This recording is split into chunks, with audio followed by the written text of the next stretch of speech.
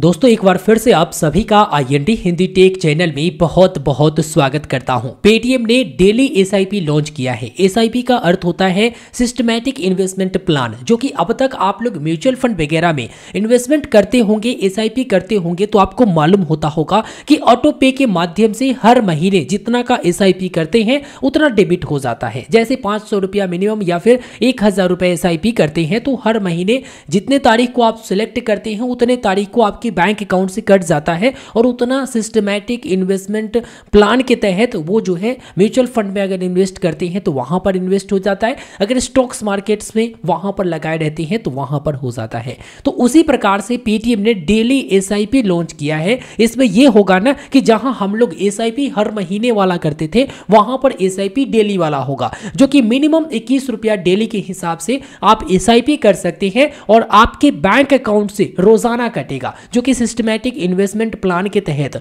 ये 21 रुपया का लगाएंगे तो 21 रुपया और इससे ज्यादा का लगाएंगे तो इससे ज्यादा का, लेकिन जो पैसा कटना होगा वो डेली कटना होगा। वीडियो में आगे बढ़ने से पहले आपको ये बताना चाहेंगे कि जो आरबीआई यानी कि रिजर्व बैंक ऑफ इंडिया ने पेटीएम पेमेंट्स बैंक के ऊपर रोक लगाया, उसका इंपैक्ट ये जो अभी आप डेली एसआईपी करोगे इस पर नहीं पड़ने वाला है, क्योंकि ये चीजें अलग है। ठीक है, तो आइए अब मैं आपको बताता हूं पेटीएम एप्लीकेशन पर कि ये डेली एसआईपी क्या है, वहां पर किस तरह से आप डेली एसआईपी करेंगे और किस तरह से आपके लिए प्लान है और क्या बेनिफिट है, सब कुछ आप डिटेल में जानेंगे। वीडियो पसंद आता है तो वीडियो को लाइक कर दीजिएगा और अपने साथी दोस्तों तक भी इस वीडियो को जरूर से जरूर शेयर कीजिएगा और चैनल पर नए होंगे तो सब्सक्राइब भी कर लीजिएगा। हाँ, तो ये मैंने अपने मोबाइल फोन में पेटीएम एप्लीकेशन ओपन किया है। पेटीएम एप्लीकेशन ओपन करने के बाद पेटीएम का ये होम पेज है। जस्ट स्लाइड करते हैं नीचे की तरफ, आप देखेंगे म्यूचुअल फंड का एक ऑप्शन दिया गया है जिसमें aggregated by Paytm service private limited. ठीक है,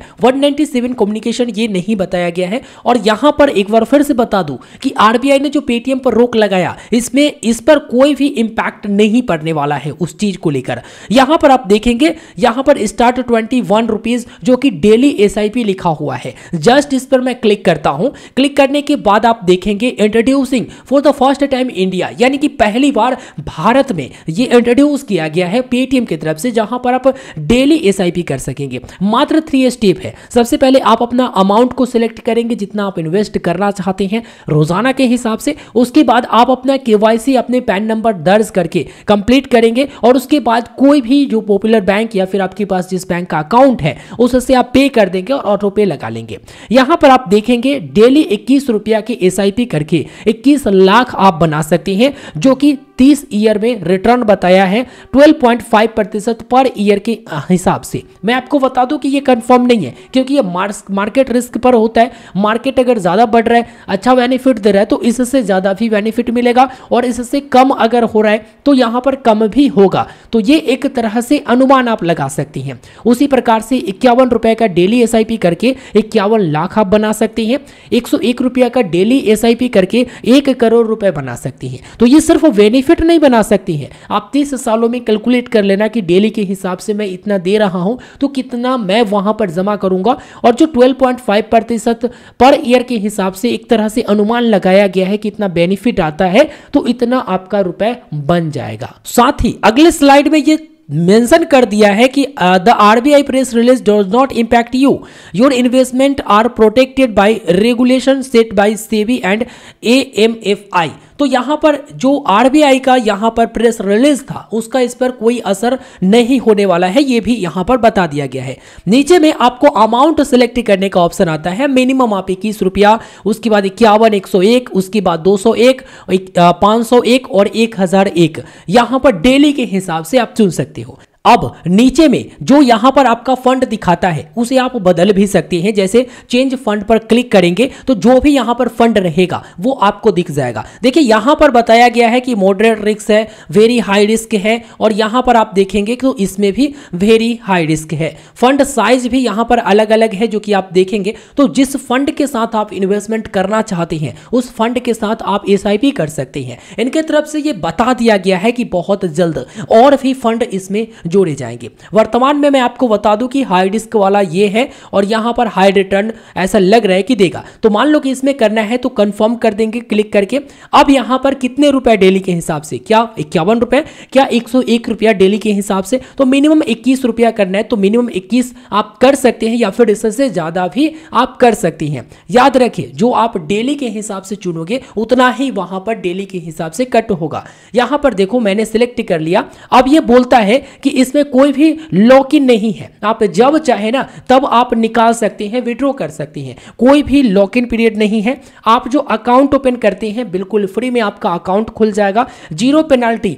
एसआईपी मिस हो जाता है या फिर कैंसिल हो जाता है तो इसमें कोई भी पेनाल्टी आपसे नहीं किया जाएगा। 24/7 सपोर्ट आपको मिल जाएंगे, कस्टमर सपोर्ट, और यहां पर कुछ FAQ दिया गया है जिसे आप चाहे तो रीड कर सकती हैं। अब यहां पर एक और चीज मैं आपको बता दूं कि व्यू फंड डिटेल पर क्लिक करके एग्जिट लोड यहां पर जो कि लगभग सभी में आपको देखने को मिलेगा 365 दिन से पहले यहां पर रिडीम करते हैं तो बताया गया है कि इन्वेस्टमेंट का 1% will be charge for the redemption with in 365 days. तो ये जो एग्जिट लोड है ना वो लगभग सभी में रहता है। आप यहां पर आएंगे तो आप डाउनलोड फैक्टशीट पर क्लिक करके फैक्टशीट डाउनलोड कर सकते हैं और स्कीम डॉक्यूमेंट भी यहां से आप डाउनलोड कर सकते हैं। और ऊपर में लिखा हुआ भी देख सकते हैं विड्रॉ एनी टाइम, यानी कभी भी आप विड्रॉ कर सकते हैं, कोई लॉक इन पीरियड नहीं है। जब आप विड्रॉ करने जाएंगे तो ऐसा नहीं बोलेगा कि भाई आप 3 साल के लिए या फिर 1 साल के लिए आपने SIP किया था तो यहां पर उससे पहले आप नहीं निकाल सकते हैं। एक और बात,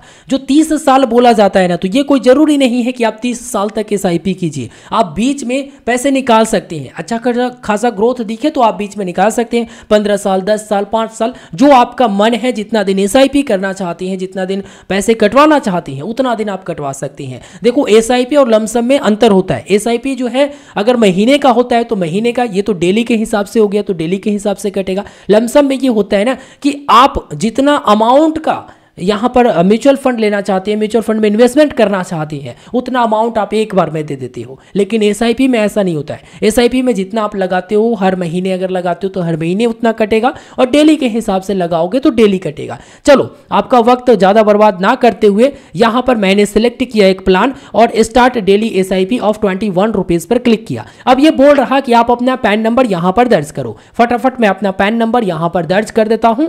पैन नंबर दर्ज करने के बाद कंफर्म पैन डिटेल पर क्लिक करता हूं। देखिए यहां पर जब आप पैन डिटेल डालते हो तो नीचे में एक और चीज लिखा हुआ है, I will add nominee detail letter, यानी कि मैं जो नॉमिनी डिटेल है वो बाद में ऐड करूंगा। इस पर बाय डिफॉल्ट टिक आउट रहता है तो आप बाद में नॉमिनी ऐड कर सकते हो जब आप इन्वेस्टमेंट कर लोगे।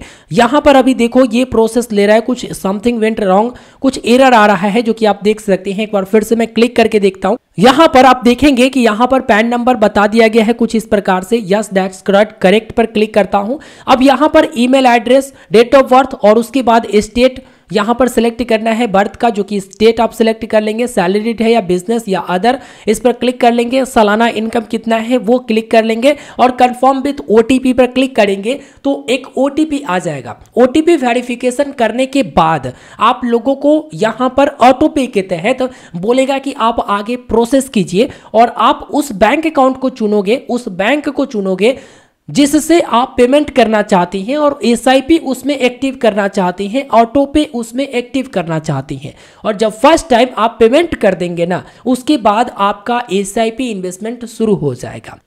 SIP के लेकर एक बात और मैं आपको बता दूं कि फर्स्ट जो पैसे कटेंगे जब आप SIP रजिस्ट्रेशन करने जाएंगे, जब आप ऑटो पे लगाते हैं बैंक अकाउंट को सिलेक्ट करके, तब आपका फर्स्ट SIP कटता है। उसके बाद second SIP T+3 working days यानी ट्रांजैक्शन के 3 दिन बाद से कटना शुरू होगा। और आपको बता दूं कोई हॉलीडे वगैरह नहीं, यानी डेली के हिसाब से ये कटेगा, याद रखेंगे, ठीक है।